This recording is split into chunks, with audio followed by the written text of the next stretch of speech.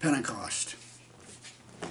And when the day of Pentecost was finally come, they were all with one accord in one place.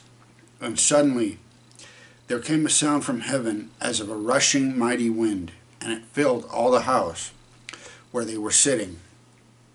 Acts 2, verses 1 and 2. The Spirit came upon the waiting, praying disciples with a fullness that reached every heart. The Infinite One revealed himself in power to his church. It was as if for the ages this influence had been held in restraint, and now heaven rejoiced in being able to pour out upon the church the riches of the Spirit's grace.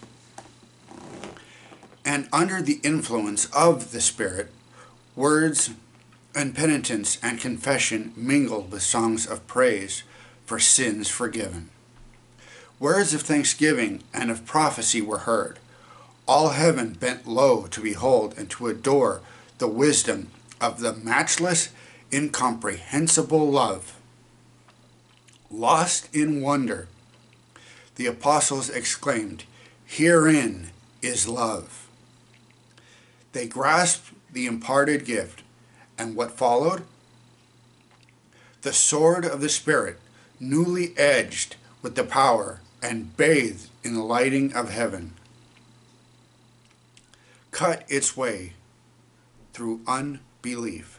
Thousands were converted in a day.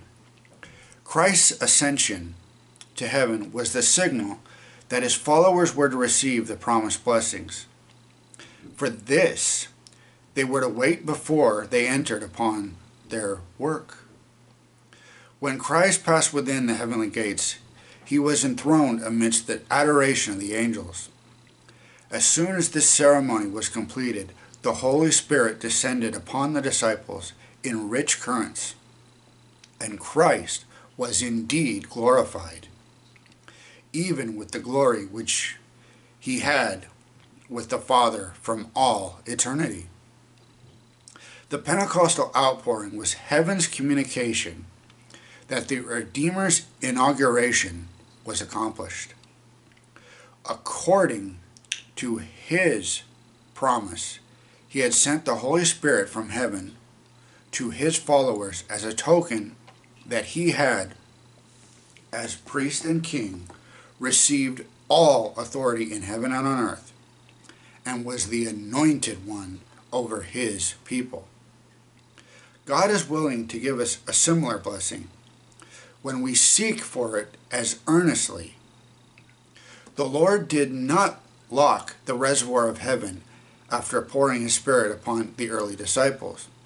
We also may receive the fullness of his blessing. Heaven is so full of the treasures of his grace, and those who come to God in faith may claim all that he has promised.